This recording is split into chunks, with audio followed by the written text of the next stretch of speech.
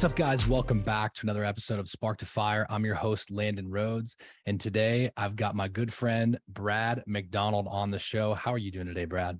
Great. Thanks for having me. I'm happy to be here. Yeah, dude, I'm excited for this conversation. We got connected by a previous guest, so shout out to Marty for getting us all connected.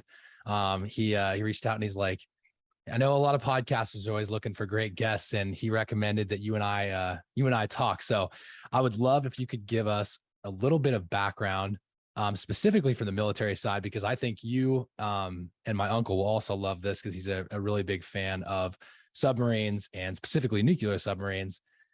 I am very interested to hear you describe this. I want to hear a little bit about your journey and specifically in the military, and then we'll talk a little bit about the business side and specifically sales. So give us a little bit of background, Brad. Well, I appreciate that. Is it okay if I do my business introduction first and then jump to how I got there from the military? Yeah, for sure. Do it. So normally when I introduce myself to a group of salespeople, I say I'm Brad McDonald. I attended a Scottish boys boarding school at the age of 12, where I was beaten and whipped on a regular basis. After that, I spent 4 years at a Catholic boys military high school in Washington, D.C., where a bunch of retired World War II Army sergeants taught me to march with a rifle at the age of 15. And then I spent 4 years in semi-solitary confinement at a federal institution on the banks of the Severn River in Annapolis, Maryland. And after that, most of the next 20 years, I was underwater inside a steel tube with 110 other men. None of these experiences prepared me for the emotional trauma of being a commissioned salesperson, which is what I became after the U.S. Navy. But with the help of a sales coach who rescued me and the Sandler selling system, I cured most of those emotional anxieties associated with sales. So that's one introduction. That was a good one. I have a lot of questions after that. If you want to know how I got into the Navy and the submarines, I'm the son of a man who enlisted in the Navy in World War II. And at the end of World War II, he was sent to the Naval Academy. He didn't even know what the Naval Academy was. And when he graduated, but a couple of years later, he went into the submarine service. So when I came along, I had a dad who was a submarine officer. And when I was 8 years old, he was captain of a submarine in Charleston, South Carolina. I thought having a father who was a submarine captain was the coolest thing in the world, and kind of felt sorry for the other boys whose dads were not submarine captains. Yeah. So one of the big thrills in my life would be if he was in port on a Saturday morning, he might take me down to the ship with him, and I could just sit on his bunk or something in his little teeny stateroom while he did a little bit of work. And it was just cool to be with my dad. But one Saturday, he took me, and the submarine actually got underway on the Cooper River in Charleston, South Carolina. And I was sitting on the bridge in the captain's chair. Here I was, 8 years old, maybe 9, watching my father give orders to the line handlers and conning the ship down the river. And the stewards were bringing me chocolate milk and donuts. And I thought, man, this is the life. This is what I want to do. And so for the next 30 years, that's kind of all I wanted to do, was to be a submarine captain, which I eventually attained, although I told my dad at my change of command ceremony, I'm still waiting on the chocolate milk and donuts. Yeah. So, wow. I want to actually back up all the way to the very beginning. So all of that buildup is I'm a big part of, I'm sure, who you are today. So if you're comfortable, I'd love to go back to the beginning and talk about some of that early childhood stuff. And I'll let you go as far as you want to go. But I just think that's pretty foundational usually to these stories about interviewing really interesting people like yourself. Yeah, thanks. And I'm a big believer that what happened in our childhood has a huge impact on us. And I remember once learning or reading about life scripts and thinking to myself, I don't think I have any life scripts. And then I thought, wait a minute, your dad was a submariner, you're a submariner, your son's a submariner. I think there's a script in there somewhere. So I did attend a Scottish boys boarding school when I was 12, not because my parents were trying to get rid of me, but we lived in Scotland. My dad was stationed at a U.S. Navy submarine base that existed from 1961 until 1991 in Scotland. And the local schools weren't very accommodating. So I went to this boys boarding school. And so at the age of 12, my mother dropped me off. And it was terrifying but I was not going to say to my mother how scared I was. I didn't know a soul at this place. And so we gave each other a hug. She dropped my suitcase, on the lawn of the school and said goodbye. She didn't tell me till 30 years later how hard that was for her. And I Hmm. didn't tell her till 30 years later how hard it was for me. But anyway, so I realized it was kind of in that moment. I'm thinking, okay, buddy, you're on your own. Better grow up now. So it was, we're talking 1967 at a Scottish boys boarding school. It was a tough place.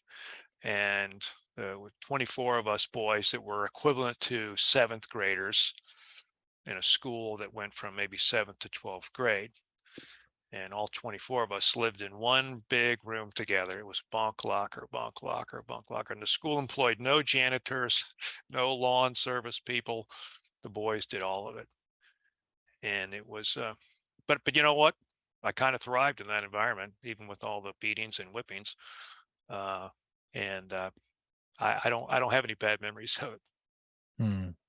And so that obviously prepared you for the military in the one of the best ways possible, because your living environment ultimately barely changed. Obviously, when you went underwater, it changed quite a bit. But as far as like the boarding style living, pretty much exactly I the never same, thought right? of that. Yeah, I never thought of that. Yeah, you're right.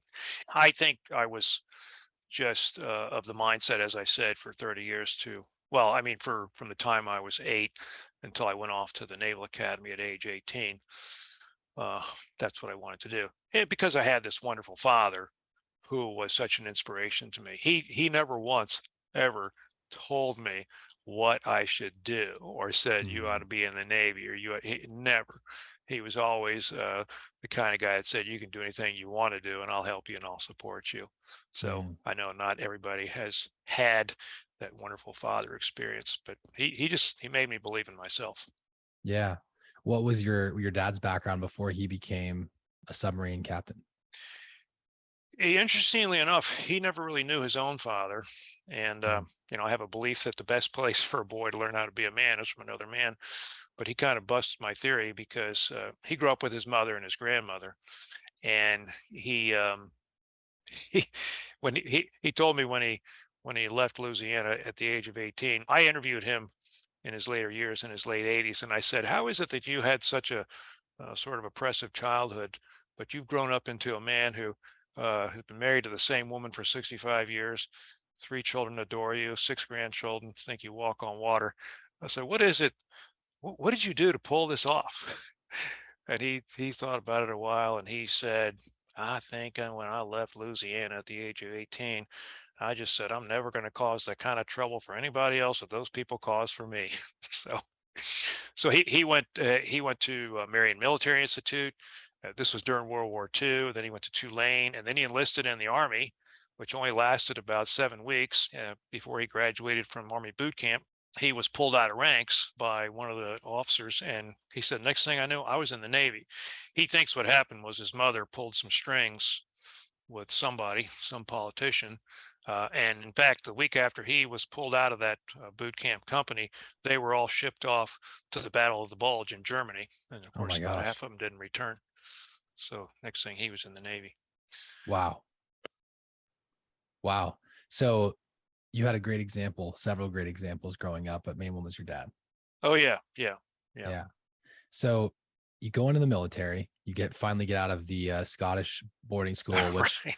sounded awful to me, but it sounds like you also like had certain parts of it that you didn't mind. Is that right? Yeah, well, I mean, it afterwards. It's the kind of place afterwards where you say, "Hey, I learned a few lessons," and then, of course, as I said, after that, we moved back to the United States, and I attended a Catholic boys military high school in Washington D.C., which is still a very fine high school today. And the I think the regimentation, even though, as you and I discussed earlier, our disc profiles, we have a little Yeah. bit of rebel inside of us. The regimentation was good for me, and so this high school caused me to put my nose to the grindstone and work harder. Love it. And yeah, That's super interesting. And yeah, we did, guys, we had a little bit of conversation before the podcast started, and we talked about how if you guys are familiar with the DISC assessment, you have a D, I, S, and C. And he and I are both D's on the DISC assessment. And I always used to have this belief that if you were a high D or even a high I, that you wouldn't have been someone to be like a submarine commander because of the attention to detail that's required. And you introduced something called the adjusted, what was the last part of The adjusted style versus the your adjusted natural style. style? Yeah. And so your adjusted style had to massively adapt towards the C on the DISC assessment. Is that fair to say? Yes, you have to pay attention to details on a submarine. You're operating a nuclear reactor. You have a lot of weapons. Yeah, there's a lot of details you got to pay attention to. So my thing on DISC is it's not just because C is a low style for me, it's not a preferred style. It doesn't mean I can't do it. It just takes more energy. The things that give you energy, the things I thrived on were being in charge, giving orders, directing the movement of the ship, things like that. So we all have to Yeah. do things in life that drain our energy. Hopefully we do enough things that give us energy too. So what's the buildup of becoming a captain of a submarine? Like, where do you start and how long did it take to get there? Most submarine officers begin with a degree, a 4-year degree. About a third of the submarine officers come from the Naval Academy. The other 2/3 come from either ROTC units or officer candidate school. But in every case, they have a 4-year degree. And it typically needs to be heavy on math, physics, chemistry, and or engineering. And that's because the first thing you do when you begin your journey as a submarine officer is you go through 1 year of nuclear power training. And I describe it as a master's in nuclear engineering shoved into 6 months of academic time. And then, I remember those days very well. Of course, for me, it was in 1978, but at nuclear power school, and it was six to 8 hours of class, 5 days a week, and study every evening, study all weekend. And then after that, 6 months in an operating land-based nuclear power plant like there would be on a ship. And then 3 months of submarine school, basic submarine school, learning tactics. And then you go to a submarine, and it's kind of funny. When I got to my first submarine, I was so excited. Oh, I finally have arrived. Exactly what I want to do. I got all this training, and the first thing they tell you is don't touch anything. You think you're so highly trained, and don't touch a thing. You're not even allowed to make coffee.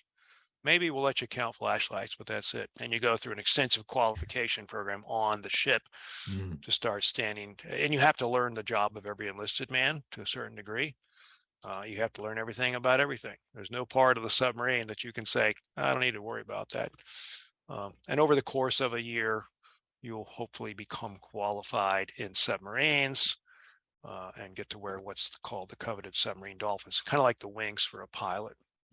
And then you continue as a junior officer for 3 years on that ship. I was on a ship out of San Diego, USS Pintado, and made 3 6-month excursions or deployments, as we call it, to the Western Pacific and Indian Ocean. It's somewhat grueling. It's not necessarily a pleasant lifestyle down there. Obviously I chose it. I'm not complaining about it. But it's even with 100 people inside that tube, you feel a lot of solid. It's sort of a sense of solitude. You're cut off from the outside world. You don't get a lot of sleep, and there's always something to do. So anyway, 3 years on that first ship, and then the next ship I was moved up to the next level, department head. I was the engineer on a ballistic missile submarine in charge of the 45-man engineering department. And kind of funny when you think about this submarine, half of the submarine is just the engine to push it around the water. And then I went to my third submarine. I was the navigator and operations officer. And the fourth one, I was the number 2 guy, which is the executive officer. And then finally selected and screened for command. And each level you're being evaluated, and only so many people make it from one level to the next. So I was very grateful that I was selected for command, because that's kind of, as I said at the beginning, that's the main thing I wanted to do. Yeah. And that's, wow, what a tight selection process. I'm sure that is. I'm sure they're looking for any reason to tell you no, that you're not qualified for this. There's people waiting in the wings, waiting in the wind to take your spot.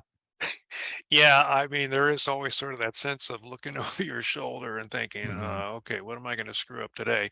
What reason am I going to have to give them today to say, okay, you're not the captain anymore, or you're not going to be a captain? But Did you get to witness any like any ordnance getting fired on your ship when you were down there? Talk a little bit about that. well, the parts I can talk about are generally that, most of my time in submarines, which was the late 70s, 80s, and 90s, was the Cold War. And of course, in 1989, the official Soviet Union ceased to exist. So the Cold War toned down a little bit. And it was in the mid 90s when when Marty became my shipmate, sort of in the fact that he brought the SEAL team on board. So for most of my submarine career, we were just engaged with, for lack of a better word, keeping an eye on the Soviets. And then it was called the Cold War because thankfully there wasn't a lot of shooting. And then later on, when I was working with Marty in his capacity of the SEAL team, it was a lot of more coastal operations. So a submarine that has a SEAL team on board can go in close. We carried this thing called a SDV, SEAL Delivery Vehicle, which is a mini submarine. It was kind of like it was in a garage mounted on top of the Yeah. submarine. And we could go a few miles off the coast, just be submerged, and put the SEALs in this SEAL Delivery Vehicle, and they could go out and go 10 miles into port and do these dastardly missions and then come back. And hopefully nobody ever knew we were there. Wow. So the mission changed over time. Although my father would have, he was in submarines in the Korean War, and they did the mission of, they would surface at nighttime off of North Korea, put 8 Marines or 4 Marines and 2 rafts on top of the submarine and literally submerge underneath these guys. And they would go in and do their mission. And my dad said the amazing thing was the next night we would come back and see if we could find those guys and recover them. He said sometimes we found them and sometimes we didn't. Wow. Wow. And where did that lead to then? Are they like as in they were dead, or as in Oh they yeah, were well, like they finding might, another way out? yeah, finding another way out. You hope, right, right. Right. Wow. Yeah, Okay. we always found Marty SEALs, by the way. We never left them. Yeah. So Yeah. we didn't He was we on didn't the leave show. So anybody out there. that's good. Well, I'm guessing the tracking was like a little bit different too. I mean, everybody should have a device now that you could easily track every person, right? I've been out of it for a while, and having devices that can be tracked means, of course, the other side can be tracking too. Mhm. So a submarine at sea typically, not always, but typically is what's called MCON, emissions control, meaning once you go out, if you don't want anybody to know where you are, you don't send radio messages off the ship because there's always some other country's satellite up there. And as soon as you transmit a signal, they can go, boom, oh, there's a submarine. So we have submarines. When I say we, the United States has submarines today, the missile submarines that go out for 2 months at a time. And the only people that know where that submarine is are a few people on the submarine. Nobody Wow. back ashore knows exactly where it is. And the idea is that it should be that nobody should know where it is, because if in the event of a big war, it's one of the first things the Russians would want to take out would be our missile submarines. So these things, their whole job is to go out and to be not detected. So they're not going to send off any radio message. Frankly, most submariners would say that's kind of the less exciting side of submarines. The 4 of the submarines that I was on were attack submarines. So think of a ballistic missile submarine and attack submarine. Think of B-52 bomber and F-18 fighter. Mhm. And so most submariners would rather be on the fighter, the attack submarine, because the mission is more exciting than just going out trying to not be detected. Right. And how many missions per month are we talking? Are we talking like one every 2 months and you get there and it's this, like what's the cadence of you when you would be doing something exciting under there? During the Cold War, the submarine force was extremely busy and taxed, so busy and taxed that it was hard to keep submariners, enlisted or officer, Hmm. in the Navy because it was a grueling schedule. And we were building submarines so fast in the 1960s and 70s to try to keep up with the Russians that we just didn't have enough people to man all of them. So the ships were really taxed schedule wise, and the best you could hope for, would be half of any given year in your home port, not on deployment, but even if you were in your home port, you'd be going out for a week or 2 weeks or things like that. So, um, so well over half of your time on a submarine would be out at sea, and if you're out at sea, you're underwater. Typically, what we do is send. Once again, when I say we, I mean the United States Navy, is you'll send a ship overseas on a deployment. I made several deployments to the Mediterranean Sea. So we would leave home port, we would be in the Mediterranean for 6 months. And we're kind of the 911 service there for the submarine headquarters, American submarine headquarters. They know they got a mission, boom, let's send those guys over there. So Hmm. we're in the Mediterranean for 6 months on call.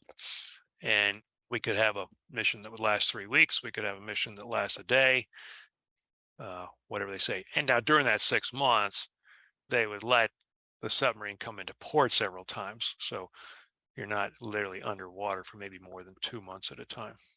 Gotcha. Although I That, guess that that's kind of a long time. that's what I was actually going to ask, because I know a couple of things: circadian rhythms, not getting sunlight, so your vitamin D, all of that stuff is lacking because your normal walk outside whenever you want to type of life is gone. So what are the changes that you guys had to do to adapt to that lifestyle of living underwater for 2 months? You're right. Most of those things you kind of leave on the pier when you shut the hatch and head out. It's not even like a surface ship where you can at least walk outside during the day and see the sun.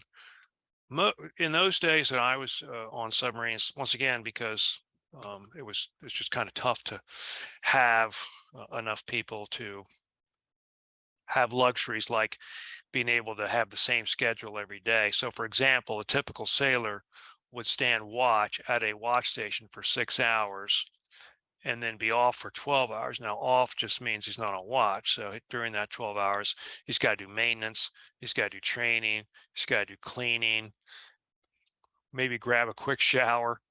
Quick is the operative word on submarines. Grab 4 hours of sleep, and then go back Mm. on watch. So you could be on watch at 6 to noon on Monday, and then Monday night you go on watch at midnight to 6, and then you get off at 6 Tuesday morning, and then you go back on watch 6. So you're standing 6 on, 12 off. So that circadian rhythm you talked about, forget about it. Wow. And other than a few people who have the ability to look out the periscope, a lot of people kind of become oblivious to whether it's nighttime or daytime outside. Mm. Yeah, I'd be curious to study that, to see those people, if the ones that were able to see whether it was nighttime or daytime, just how their life was different than somebody that didn't get a chance to see that. Well, I was one of the privileged one. I got to look out the periscope a Yeah, lot. you got to look out. So that's pretty awesome. So you what I'm building this up here to talk a little bit more about sales and your career at Sandler and your business. And I'm very curious to see how these skills and your ability to work hard, like you developed an absolute killer work ethic that, it was like you did this and there is no other option. And so I'm curious to see how those skills parlayed into your sales and your business career after you got out. Well, of course, the image we have of ourselves is not necessarily the image other people have of us. And I have most of my life thought of myself as sort of a lazy person, although my wife disputes that. I would And dispute that. so I remember my first captain, whose name was also McDonald, and we called him Mad Dog, not to his face, of course.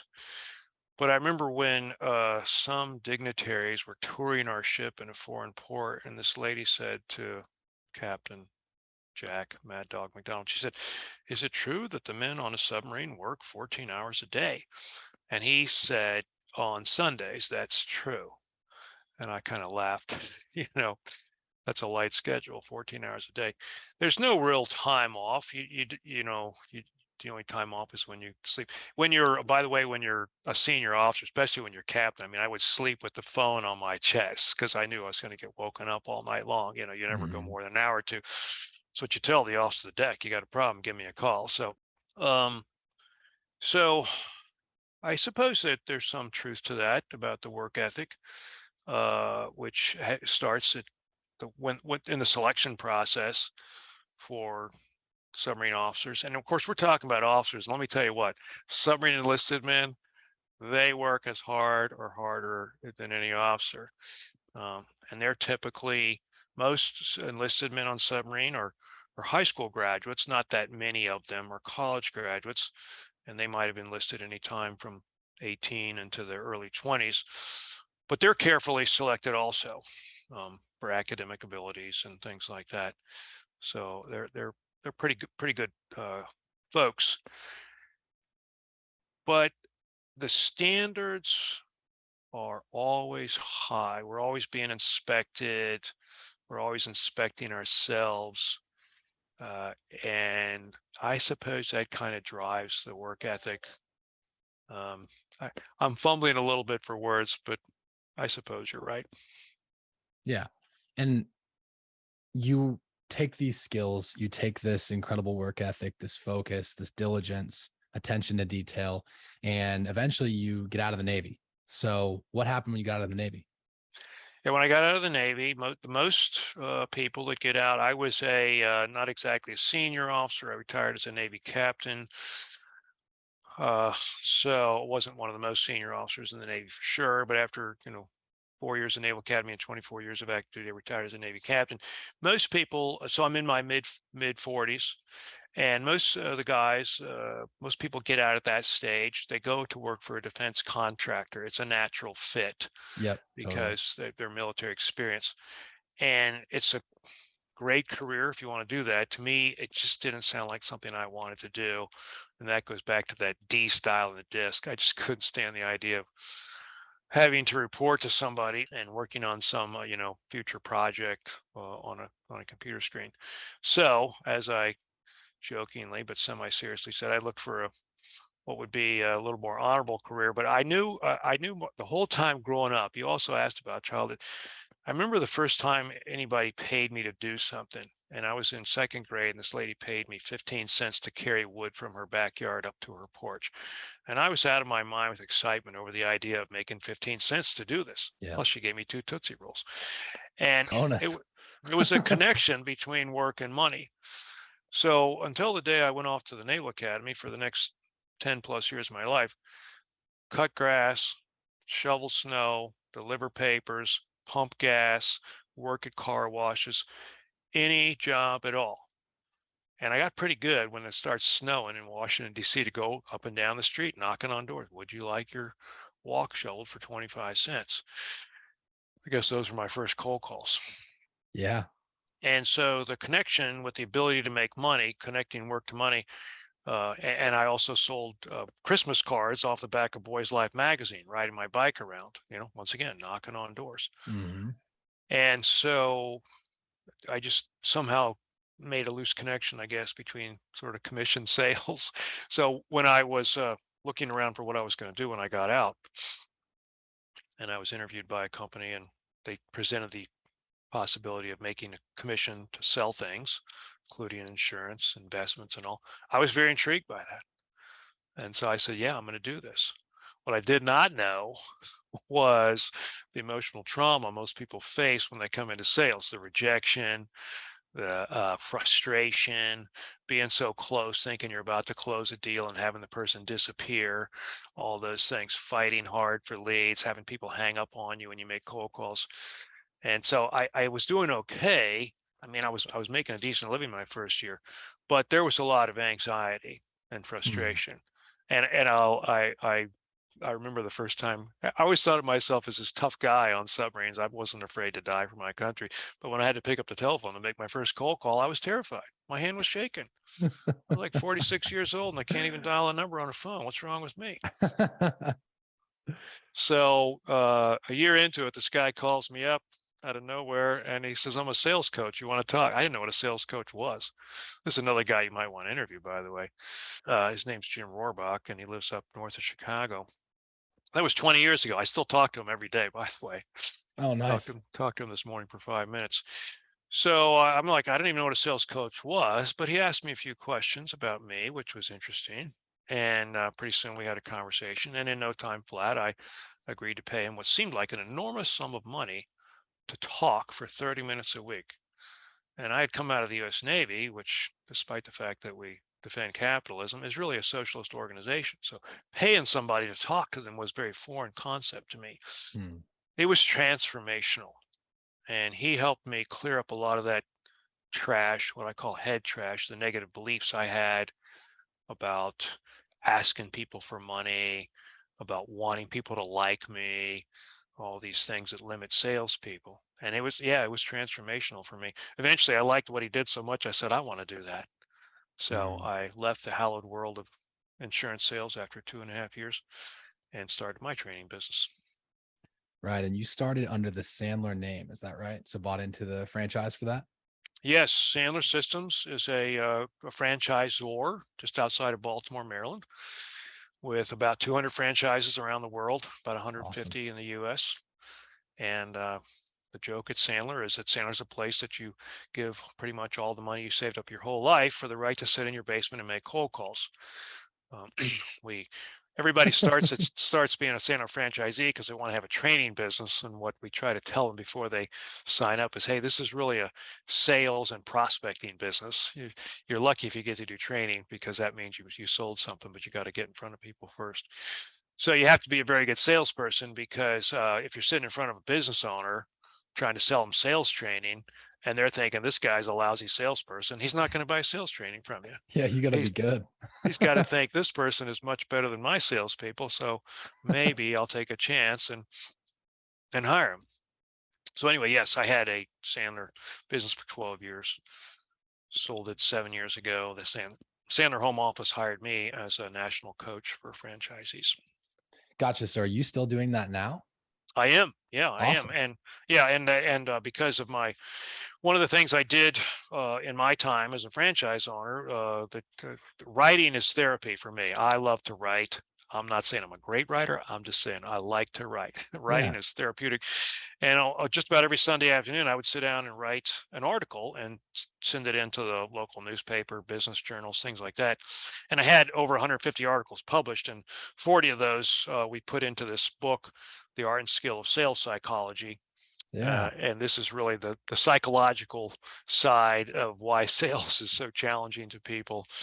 And so that's one of the things I was able to accomplish. So yeah, I have a lot of sales questions, actually just pulling up my notes right now. And that's very cool that you've been able to assemble those thoughts and put that into a book, because I think that's so much of sales is not the tools and the tactics. It's literally finding a way to get out of your own way. It's the 6 inches what's in your own head, right? Yeah, 100%. And I'm not a golfer, but I understand golf is the same way, or most professional athletes. I understand they have the same battle. It's more about what they believe than their skill. 100%. So I want to talk about those beliefs right now, actually. And I really want to know, like, what beliefs do great, like I'm talking about like epic salespeople, some of the best that you've ever seen. What beliefs do those people carry? And then we're going to go into character traits and skills. So beliefs, character traits, and skills. We'll start with beliefs. There's a chapter in the book that I call Take Out the Head Trash. And if it's okay, I'll just read a little bit to you. Yeah, have you ever attended a one-day sales seminar packed with great closing tactics, nifty ideas for overcoming objections, and slick methods for delivering rock'em sock'em presentations, only to find yourself a few days later doing the same things you did before the seminar? What happened? Where did all the great ideas go? Why didn't you implement what you had learned? When I was 16 years old, my father paid for me to take some golf lessons from a local pro. After several sessions, the pro told me it was time to get on the links and play around on my own.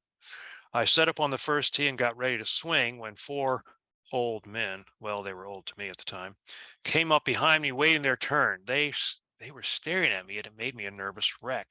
After three lousy shots, I was not far enough along the fairway for them to tee off. It seemed like the whole world was watching me flail. Mm. Not wanting to further embarrass myself, I picked up my ball and went home, and I haven't tried golf since. The pro taught me a lot of useful skills and tactics, grips, swings, stances, but he never touched on the fears, anxieties, and doubts that lay between my ears. I didn't have the conceptual tools needed to deal with embarrassment and humiliation, real or imagined.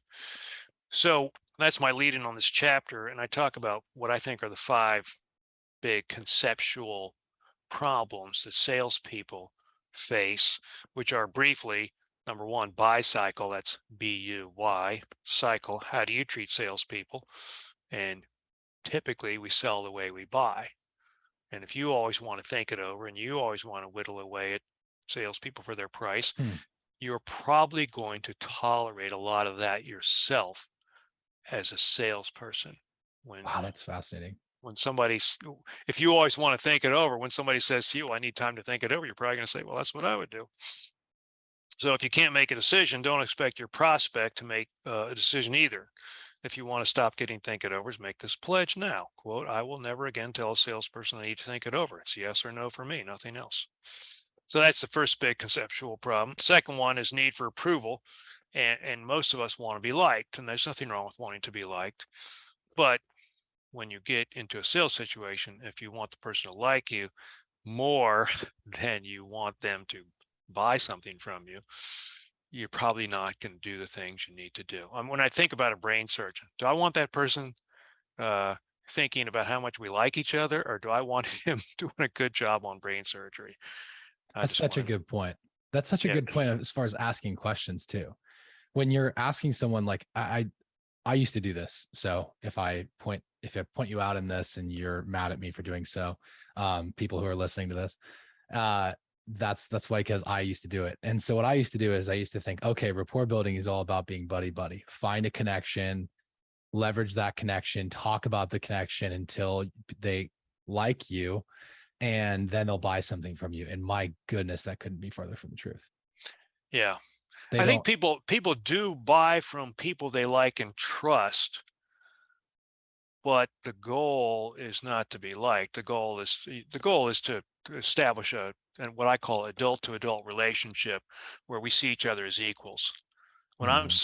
When I'm in a sales role, I don't care if the buyer is the lady that cleans the toilets in the building, if it's Bill Gates, if it's who it is. I don't care who your father was, how much money you have. We're equals. We're both Mhm. adults, and that's the relationship I want. If I can't establish that, probably not going to sell anything. That's good. What other But, beliefs do people have that they need to well, they have break? negative scripts from childhood. We talked about that a little bit. When I was in third Mhm. grade, our neighbors bought a new car. As my parents and I marveled at it, I asked, how much did it cost? What my mother said to me, she said, oh, hey, that's not nice to ask people about money. So, you know, negative scripts from childhood can be a problem. If your parents said, please don't be a salesperson, be a doctor, a lawyer, an engineer, don't be a sleazy. I mean, that can stick with us. Mhm. Becoming emotionally involved. When your mortgage payment depends on making a sale, or when you think you're finally about to close the big one, it's tough to stay objective. And so we get excited about the prospect of making a big sale. And when we start getting emotionally excited, we get happy ears and we hear things that sound nice, like, hey, looks great. You're about to make a big sale. And we stop doing the things we need to do to be a good salesperson. So Mhm. don't get emotionally involved. Sales is not a place to get your emotional needs met. And the final sort of mental block that I talk about is money concept. How much do you really believe you're worth? How much do you believe your services are worth? If you grew up without a lot of money, it's likely deep down you have a belief that you're really not worth very much. And I remember my first couple of years in sales. Could work for 3 weeks and make zero, and then one day make $10,000. Yeah. And the first time that happened to me, I felt guilty. Like, Mm. should I really have made that much on this sale? Uh, in sales, you can work for days or weeks without making anything, and then one day in an hour, you make $9,000. That is, if you can bear the intense negotiating skills of your prospect who's threatening to cancel the sale if you don't lower the price. If you have a weak money concept, you might start to waver, feel guilty, or lower the price. Remember, you're making exactly what you believe you're worth, not a penny more or a penny less. If you believe you're worth more, you might start making more. Mm. Yeah, that's good. Those are great things for everyone. If you're struggling with sales right now, you're struggling with getting people to buy from your business, go back and re-listen to this. Just go back a couple minutes and, the buy cycle, the need for approval, the negative scripts, the emotional involvement and money concept. Those are powerful, powerful things. I would encourage you guys to go back and re-listen to this. Okay. So we've talked about beliefs. Now I want to talk about character traits. I believe personally that you had this in spades coming in, like your character traits around discipline, your character traits around acuity and attention to detail. Like you should have had this in spades. Am I right in assuming that or no? I should have. I'll take that. My first few months in sales, my first year before I got that coach, I was in a mindset that was probably not healthy for salespeople, which was more about how can I make this sale? Mm. And I think when you're focused on the outcome of trying to make a sale, we default to only thinking about the outcome. When I learned a sales process that was diagnostic, people that have a process focus on the process. People that don't have a process, they default to focusing on the outcome.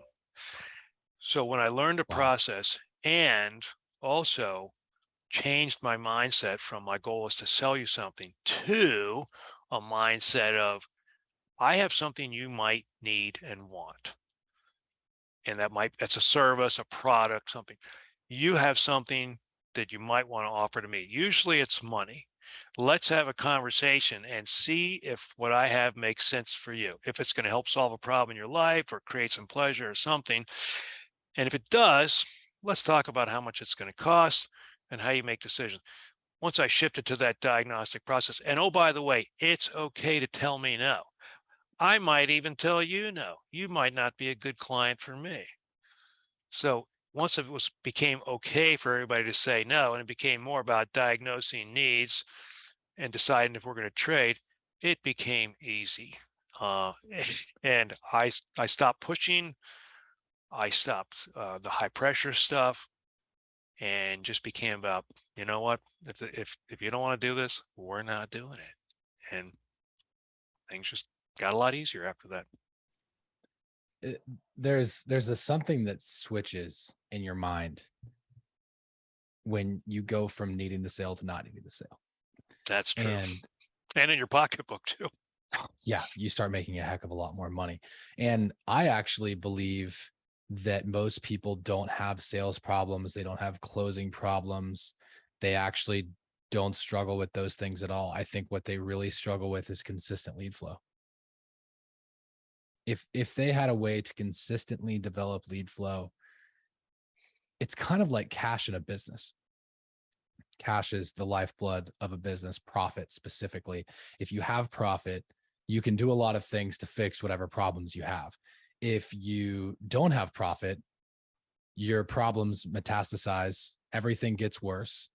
And then it's a negative feedback loop that just keeps, oh, I don't have any money and it's hard to get. I don't have any money and it's hard to get. I don't have any money and it's hard to get. Everything just continues to get worse.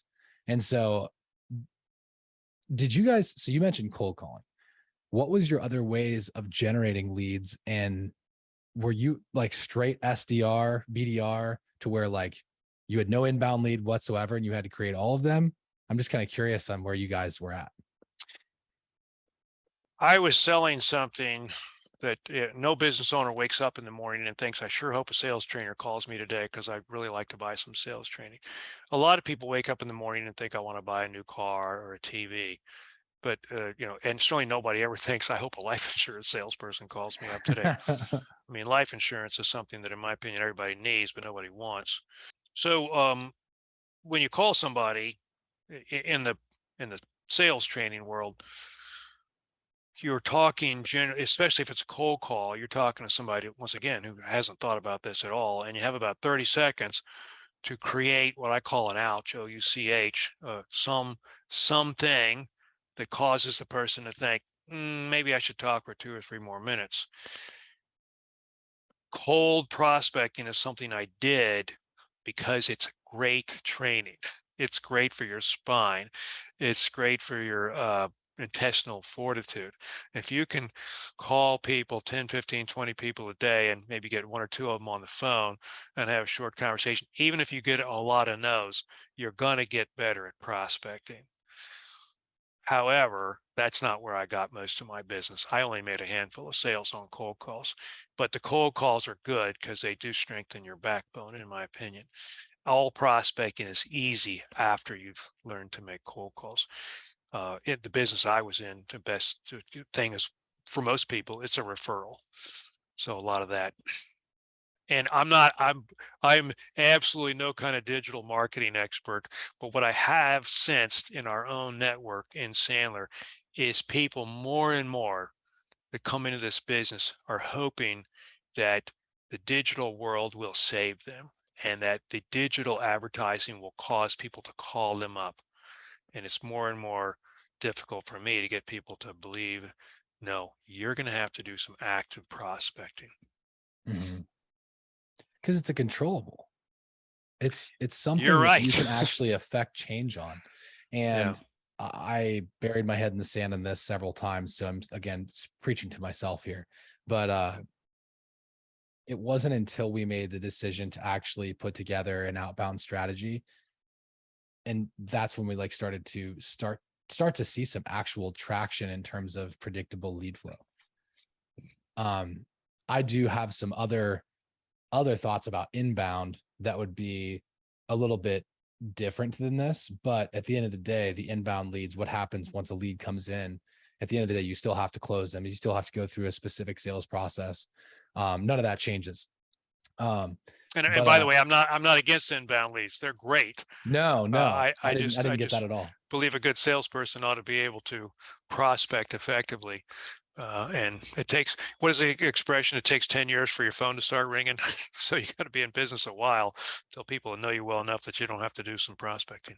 Yeah. That's what's funny about that is when you're looking, if anyone on here is looking to potentially sell their company to private equity someday, private equity firms don't actually love when you just have inbound leads, because a lot of inbound lead flow is, while it can be really great and it can skyrocket your company quickly if you get it figured out. The scary part about it is that it caps, sometimes it maxes out. So you'll start building, say you build a strategy around YouTube ads, or you build a strategy around Facebook ads, and you're getting inbound leads and you are scaling up to say 10 million a year, 15 million a year. One thing that I've learned from watching various people sell their companies is that hedge funds, private equity funds, what they love to see is an actual SDR team that is functioning with inbound, but also has outbound capacity. So they have cold email figured out. They've got cold outbound calling figured out. And on top of that, they have inbound channels that are, of course, working, but they are not ignoring the outbound aspect of the stuff that's tried and true. It's been around for 100 years. That stuff isn't going away anytime soon. So I agree with you 100%. What was your guys' process like? So you would cold call until you would get a lead, and then you would close that lead. And you mentioned there was a lot of referrals. So just tell me a little bit about how you guys grew your company. Well, of course, I was a very small company. I mean, I was at most we were a 3 or 4 person operation, and I was the main prospector and salesperson and trainer. So I did do marketing, but I started off the first few years wanting to get the cold call process down and get good at that. Eventually, I also did some radio advertising. Now, mind you, this was many years ago, and I have found that if I had a 1 minute uh, sales tip on every day at the exact same time, all the people driving home after work would hear it. I And like so that. every day they heard a different sales tip. It wasn't the same commercial. And so I would get calls from that. But ultimately, it was networking and referrals for me. When you start a new business, of course, if you don't know anybody in the area, nobody knows you, you're going to have to do some prospecting and Mhm. marketing. But somewhere down the road, you hope that your reputation will lead to people contacting you or easier generation of referrals. I had something that was very unique, which most people don't have, and that was my Naval Academy classmates, because I was in Southeastern Virginia, and the level of loyalty between Naval Academy graduates is far higher than it should be. And then when you get to somebody that's your classmate, Even even if you worse. don't know the person, you just assume, okay, they're trustworthy and I'll do business with them. And I figured out that at the time I had 65 of my classmates in the local area, and many of these people were running defense contractors or successful business people. So it was easier to call one of them up and say, you want to have a 10-minute conversation and see if it leads to anything. So I capitalized on referrals, networking, and trying to know and meet as many. I call them step 3 to 5 in my tier from 1 to 8. Step 3 to 5 business owners. A step 3 business owner to me would be a business that might be anywhere from $5 to $10 million, one owner, 2 or 3 salespeople, no sales manager. Step 5 could be an owner with several locations, maybe a VP of sales and a sales manager. I wasn't going after Bill Gates or Google or Mhm. Microsoft. Not where I was going to do business. I was going after local businesses that possibly would be interested in growing and nurturing and coaching and mentoring their people in sales and sales leadership, but what weren't big enough to have their own department to do that for Mhm. themselves. Yeah, they didn't have enough of those resources or people in house to Yeah, consistently train on. yeah. Okay, cool. And when you cold call people, I'm curious, could you cold call me on the podcast here? I would love to just like I would love to hear some of this. You've got a lot of years of practice. You crushed it for a while in prospecting. I'd love for you to cold call me on the show. All right, let's do it right now. So Okay. you Right. all you have to be is marginally cooperative. That's all. You Got it. you can say Deal. say I'll whatever be you want to I'll say. be marginally cooperative. Ring ring. This is Landon. Hey, Landon, Brad McDonald. Name probably doesn't ring a bell, does it? No, I it didn't doesn't. think it would. I didn't think it would. Hey, Landon, this is a sales call. Would you like to hang up? Oh, this is gold. No, I don't want to hang up. What's up?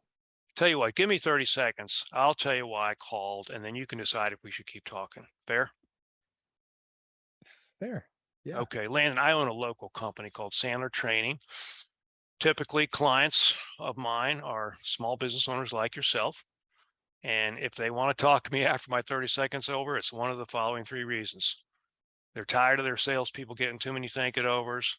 They're frustrated that their sales team is always asking them to cut the price in order to make the sale, or they're sick and tired of generating tons and tons of proposals that end up floating around the town and sometimes end up on their competitor's desk. Not sure if you have any of these concerns. If you do, maybe we should talk. What do you think? Okay. So yeah, I would say we might have a few of those. Which one stuck out to you? Specifically the part about the sorry, what was the first one? Too many think it overs. Got a Too lot many of think it overs. Got a lot of think it overs right now. A lot of people thinking it over. okay, all right. And they all have a copy of your proposal? Yeah, we send them out and they just people just don't get back to us. When your salespeople set conditions with these recipients of proposals before they give them the proposal, when they tell them, hey, I'll give you a proposal, but the price of a proposal is a decision. Yes is okay, no is okay, but I want to think it over, it's not okay. When they say that to these people, what do the people say back to them? They don't say that. They what? They don't say that. They don't say that the price of a proposal is the decision. I love that language though. They Oh, never say that. so you're doing a lot of free consulting. It sounds like it. Yeah. Okay. All right. Doesn't put a lot of food on the table though, does it? No. Landon, I don't want to make you feel bad. These are the kind of things we work on all the time. We have a fair amount of success with our clients in these areas. Do you think it makes sense for you and me to talk for a few more minutes to see if a longer conversation's in order? Because I've already taken up more than my 30 seconds. Holy crap, dude. That was awesome. I'll answer your question. Yeah, let's do that. Okay. So you at a role play, the point is, I mean, when I said to you, this is a sales call, would you like, I mean, the very first thing I said, my name's Brad McDonald. That name doesn't ring a bell, does it? What I'm trying to do is what's called interrupt the pattern, because a normal pattern is salesperson, how quickly can I hang up? So pattern interrupt, I said, name doesn't ring a bell, does it? And it causes you for 3 seconds. Do I know this guy? Dude, And you said that's one of the no. best cold call scripts I've ever heard in my life. And the next thing I said was, this is a sales call. You want to hang up. That's called disarming honesty. It's the truth. First time a salesperson ever told you the whole truth. This is a sales call. Would you like to hang up? And I've done that thousands of times. And I've had 2 people say, I want to hang up. And I say, that's fine. You want to race? But most people are there. They'll say, well, I'll give you a few seconds or something. I don't care. I don't care what they say, but it gets them off the idea of hanging up. Right. And no, I'm not going to. Okay. And then I said, give me 30 seconds. I'll tell you why I called. You can decide if we keep talking. I took away your 2 biggest fears. How long is this jerk going to keep me on the phone? 30 seconds. And you get to decide if we keep talking. Now it's easy. All the power in your hands. And I didn't belabor it. I just said, tell you what, give me 30 seconds. I'll tell you why I called. You can decide if we keep talking. Kind of semi-directive, not too much of a bully. And you just said, okay. And then I go in, but I got to honor the 30 seconds. I can't talk for 5 minutes now. And I gave you three possible reasons why you might want to keep talking. And I'm trying to get you to think, ouch. Yeah, we could think it over. So yeah, my proposals end up on my competitor's desk. If I can get you thinking out. So there you go. That's that. I love that framework. First of all, as it relates to showing the objections early in the phone call. I've never actually seen or heard anyone do that ever. That was fascinating. Guys, you just got a masterclass at making cold calls. And cold calls are one of the most grueling things you could possibly do as a salesperson. They are, and what I've also found is people that are great closers often hate making cold calls even more than someone who is a decent setter. Yeah. Yeah. Well, so cold calls, once again, you may not get a whole lot of business off cold calls, but I do believe that if you can make a good cold call, you can do almost any kind of prospecting, because that's the hardest one. Yeah. That's right. I know we're just a minute over our time here, so I want to be respectful of that. But I just want to say thank you so much, Brad, for coming on, sharing your story, and dropping some straight bombs on us as it pertains to cold calling. I'm absolutely going to go rework that script and use it for myself. So I'm excited. Hey, we can do a little bit of free coaching one-on-one. Call me back with your script and we can go over it. Call me up and I'll pretend you're doing a cold call. Okay. Deal. You got it, man. I will do that. I'll email you and we'll get in touch. So thank you so much. Guys, that's going to wrap it up for this episode of Spark to Fire. This was a awesome note-taking episode for me. I've got a whole page full of notes here. Hope you guys have the same. And if you could do one thing to help the show grow, my only ask of you guys is that you please share this show with one friend. When you share this show with one friend, you tell one person in your life about it and how it has been changing your life. And I don't just mean one time total. I mean one time per episode. I really want this show to get in the ears of more people and the eyes of more people. So please share the show and keep striking. Have a great rest of your day.